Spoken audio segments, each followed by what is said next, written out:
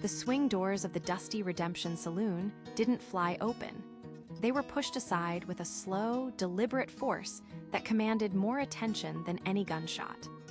The lazy afternoon light flooded in, framing a silhouette that made the low murmur of conversation and the tinny melody of the piano die in an instant. It was a woman. Her name was Alara, though no one in that room knew it. The hem of her simple calico dress was blackened and frayed, still smelling faintly of ash and scorched earth. Soot smudged her high cheekbones and forehead, but her eyes were clean, hard, and the color of a winter sky. They swept the room once, taking in the frozen figures of ranchers, card sharps, and drifters before settling on the bar.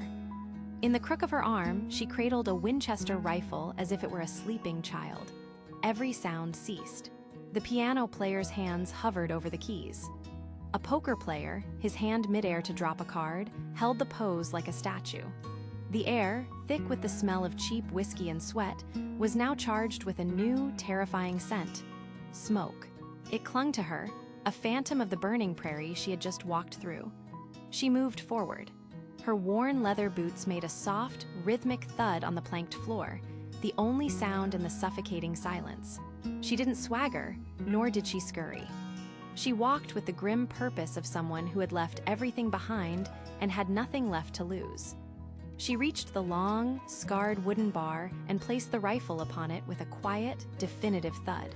The bartender, a large man named Silas whose authority had never been questioned, found his throat dry. He watched her, his hand frozen while polishing a glass. Alara's gaze met his in the mirror behind the bar. Her voice, when it finally came, was a raw, broken whisper, cracked from smoke and sorrow. "Whiskey." Silas didn't ask for coin. He simply grabbed the nearest bottle, poured a generous measure into a glass, and pushed it toward her. She took it, her hand steady, and downed the fiery liquid in a single, desperate swallow. The glass clicked as she set it back down. For a moment, she just stared at her own reflection, at the haunted woman looking back. Then, a single tear escaped, tracing a clean, pale line through the grime on her cheek before vanishing into the collar of her dress. The saloon remained silent, trapped in the orbit of her private hell.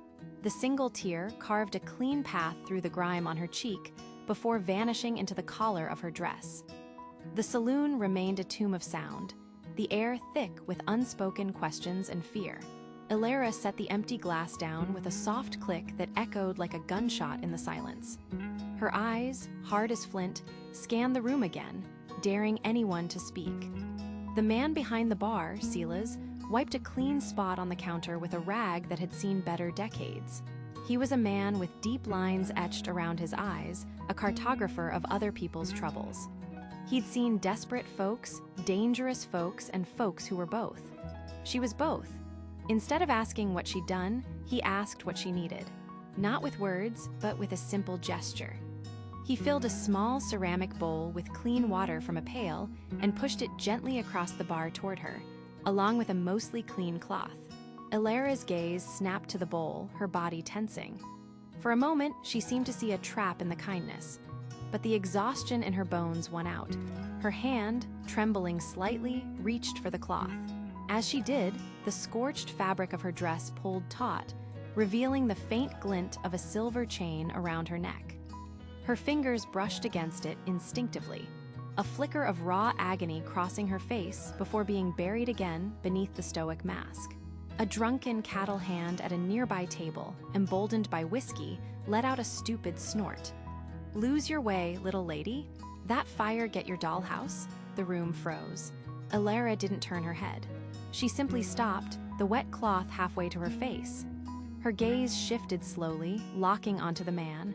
It wasn't a look of anger, it was colder, emptier. A predator's gaze.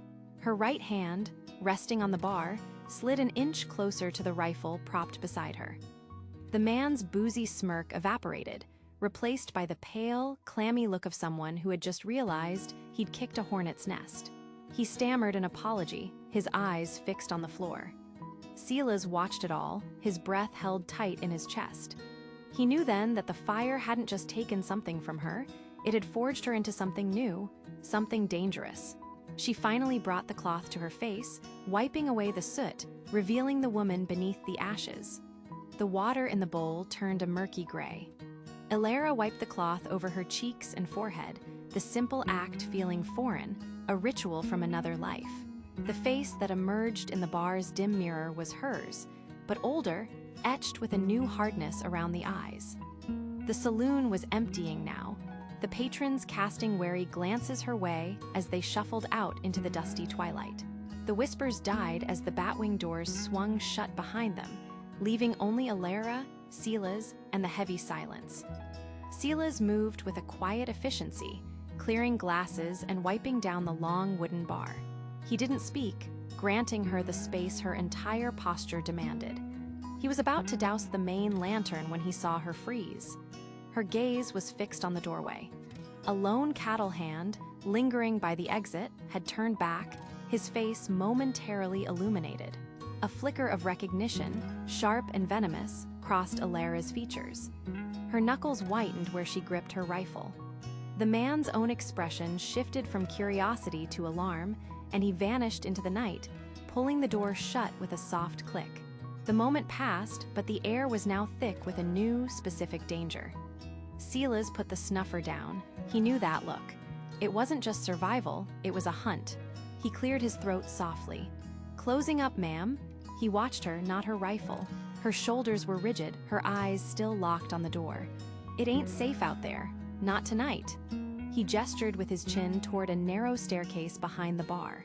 "Got a room upstairs. Simple, but it's got a sturdy lock. Yours if you want it. No charge."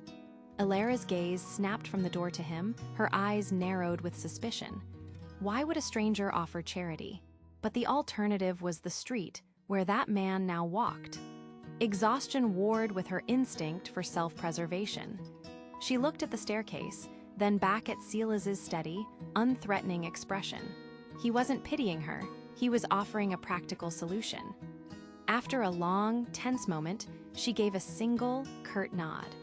Without another word, she slung the rifle over her shoulder and followed him up the creaking stairs, leaving the ghosts of the saloon behind. The room was small, sparse, and blessedly quiet. The lock clicked shut with a heavy, final sound, sealing Elara in with the ghosts that had followed her from the prairie. For the first time in what felt like an eternity, she was truly alone. She leaned her rifle against the wall next to the simple iron frame bed, the metal cool against the rough-hewn wood. Her reflection in the wavy glass of the window was a smudge of a person, a silhouette of grief and grime. Her fingers, trembling slightly, found their way to the silver locket.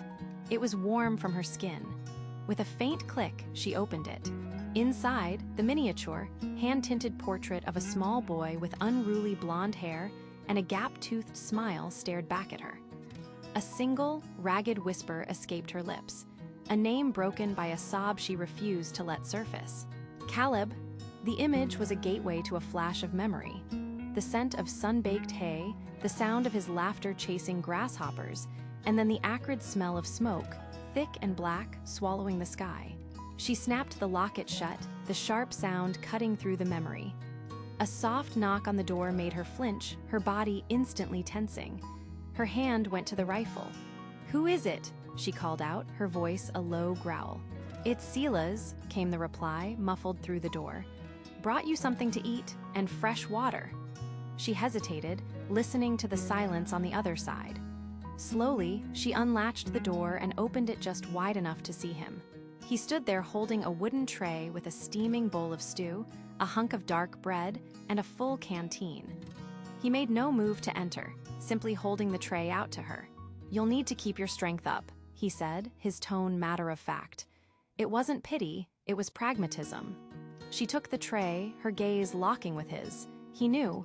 He had seen the look that passed between her and the man at the door. "That man," Silas stated, his voice barely above a whisper. "The one who left. He's the reason you're here, isn't he?" Elara's jaw clenched, but she didn't deny it. Her silence was answer enough. "You know him?" she asked, the question sharp as a blade. Silas nodded slowly. "Jedediah Kane, causes trouble wherever he goes, has a room at the boarding house on the east side of town." He offered the information without being asked, sealing his allegiance. She gave a single, curt nod of acknowledgement. "Thank you," she said, the words feeling heavy and unused. She closed the door, locking it again. Redemption wasn't an ending, it was the hunting ground. The first light of dawn was a pale, gray wash through the grimy windowpane, finding Alara already awake. Sleep had offered no refuge, only fleeting images of smoke and a small, grasping hand. She sat on the edge of the bed, the borrowed room feeling like a cage, however temporary. The weight of Silas's information, a name, a place, settled not as relief, but as a cold, heavy stone in her gut. She rose and moved to the small wooden table, unstrapping the rifle from her back. With practiced, deliberate movements, she began to disassemble it. The click and slide of metal parts was the only sound in the room, a stark, mechanical prayer. Each component was wiped clean of prairie dust and soot with a piece of cloth from her own tattered dress, her hands steady, her focus absolute. This was more than maintenance. It was a ritual, a sharpening of will as much as of steel. Once the rifle was reassembled, she left the room and slipped out of the saloon's back door into the chilly morning air. Redemption was slowly stirring to life. Keeping to the shadows of awnings and alleyways, she found a vantage point across from the boarding house Silas had pointed out. From the cover of a livery stable, she watched. For hours, she stood as still as a predator, her eyes tracking the front door. She saw men come and go, but not Kane.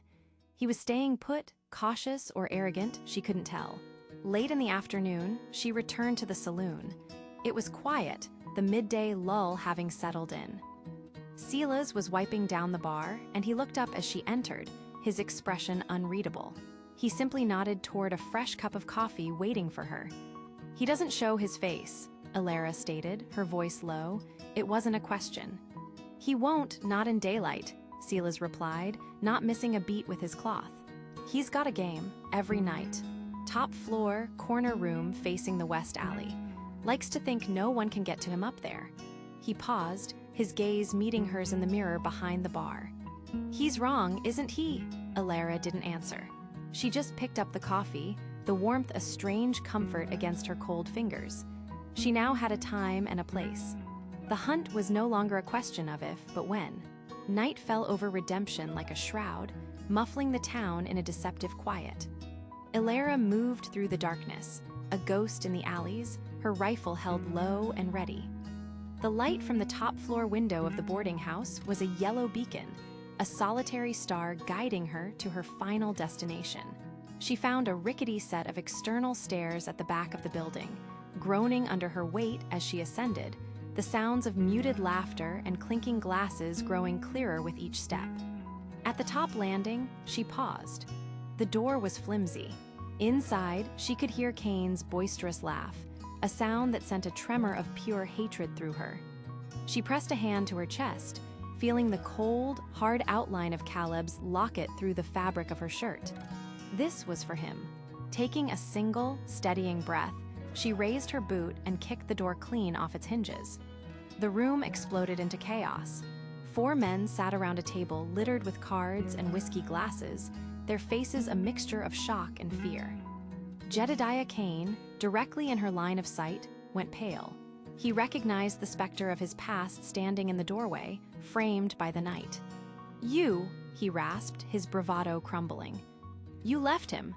Alara's voice was barely a whisper, yet it cut through the stunned silence like a razor. "You lit the fire, and you left my boy to burn."